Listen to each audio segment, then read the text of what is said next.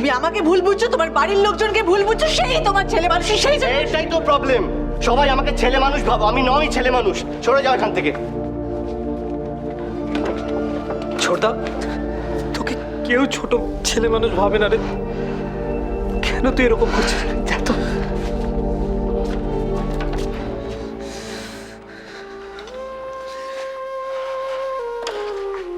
ব্যাস এই সুটকেসটাই, এতে সব কিছু ধরে যাবে তোর। আমাদের একসাথে বড় হয়ে ওঠা, আমাদের ভেতরকার যে আন্ডারস্ট্যান্ডিং, ভালোবাসা,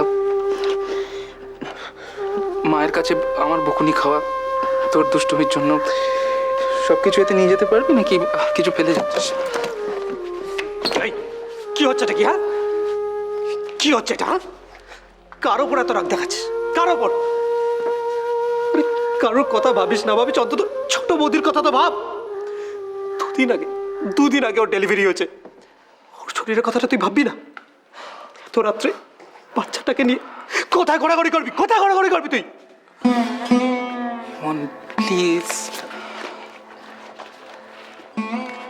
তুই দাদা ভাইকে অবিশ্বাস করছিস? দাদা ভাইকে? আমার বিশ্বাস আর অবিশ্বাসে কি যায় আসে? থাক তুই তোর ছোট বৌদি আর ভাইজিকে নিয়ে, আমি চললাম। দাঁড়া না, ছেড়ে দে দাদা, ছেড়ে দে, তুই ওকে যেতে দে। শুধু শুধু যাওয়ার আগে আমাদের কাছ থেকে ফেয়ারওয়েল গিফটটা নিয়ে যা, দিয়ে দে দাদা।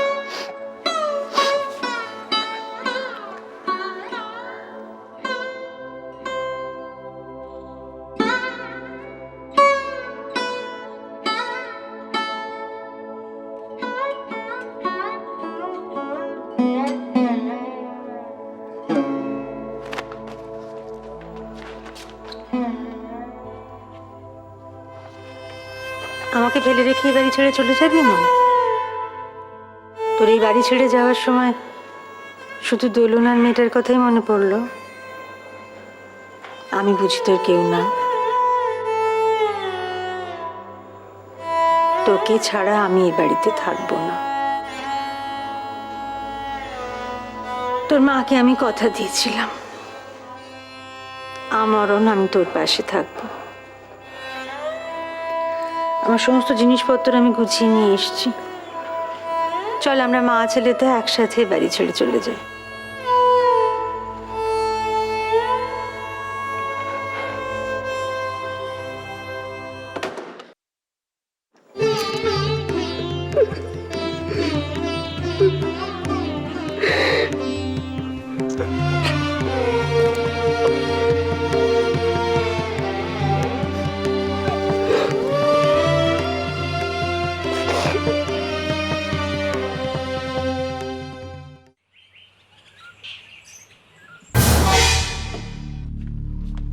ম্যাডাম কোথায়?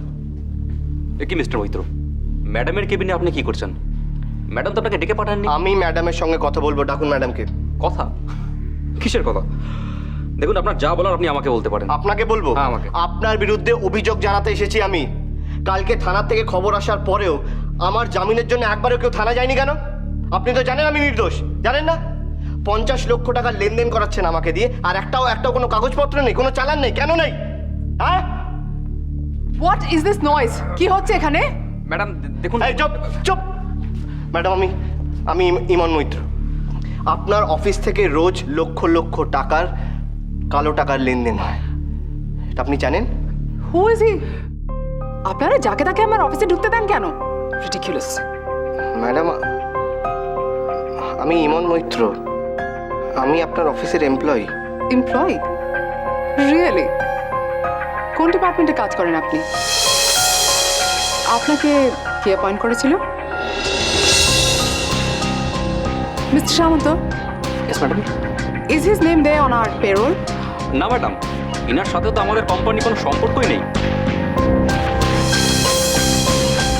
আজকাল যে কত ধরনের ফ্রড চলছে। ম্যাডাম, আমি একজন লয়ারকে খবর দিয়েছি, এর বেশি বাড়াবাড়ি করলে আমি কিন্তু থানায় এফআইআর করে আসবো। রাইট। ইয়েস মিস্টার, শুনলেন তো? এবার আপনি আসতে পারেন। We don't have time to West. আমি আপনার অফিসে এতদিন ধরে কাজ করছি, আর আপনি বলছেন যে আপনার কাছে কি কোনো প্রমাণ আছে? নেই তো? আপনি চাইলেও প্রমাণ করতে পারবেন না। বরং কিছু টাকা লাগলে বলুন, আই ক্যান অর্গানাইজ দ্যাট। আর না হলে just call the security. I don't think I want to see this man in my office anymore. Mister Maitra, আপনি কেন শুধু শুধু ঝামেলা করছেন? দেখুন, ম্যাডামের কিছু টাকাটা তো লাখ পাঁচেকের মধ্যে। এখানে আমি টাকা পয়সা নিতে এসেছি? টাকা পয়সা নিতে এসেছি আমি? হ্যাঁ,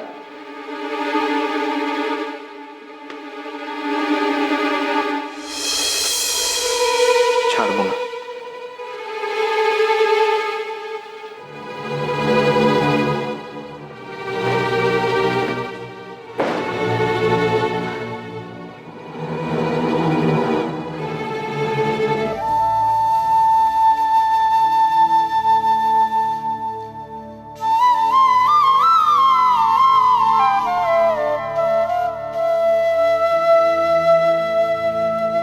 দোষটা আমারই,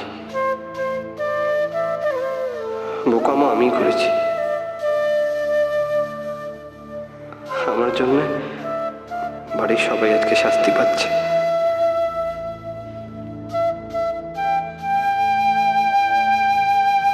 আমি দাদাকে ভুল বুঝলাম। আমি ছি ছি ছি।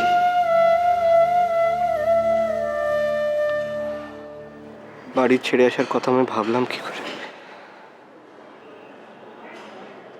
ছি। দাদু, দাদু, আব্বা, আব্বা, বাবা, বাবা, বাবা, বাবা, আমি বাবা হতে চলেছি দাদু, বাবা, বাবা।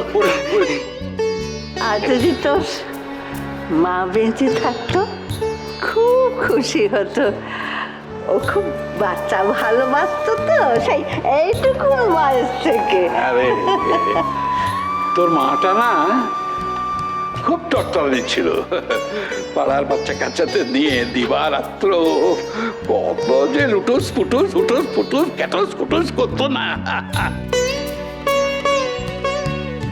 আমার সামনে বসে তুই অ্যাপ্লিকেশন লিখবি, আর কাল সকালে আমি তোকে সঙ্গে করে নিয়ে বেরোবো। চল। হ্যাঁ বামেমনি, কিছু বল। না না, কেউ তোকে বাঁচাতে পারবে না আজকে। আরে দোলন, একটু কিছু।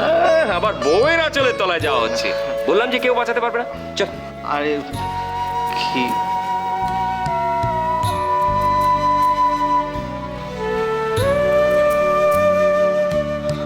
এবার চল। ধন্যবাদ। আয়।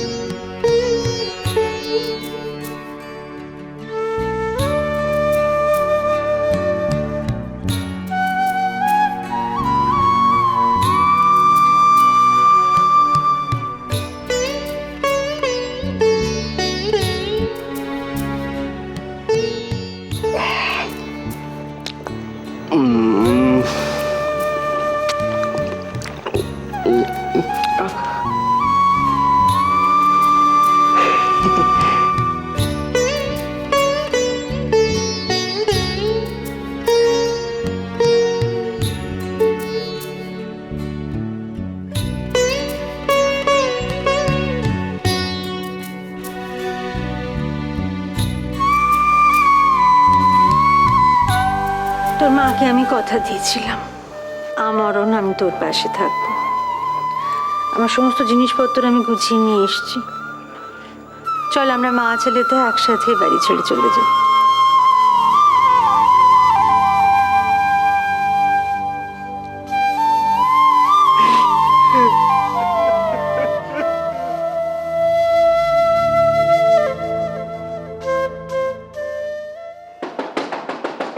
বাবা, এত রাত্রে আবার কে এলো?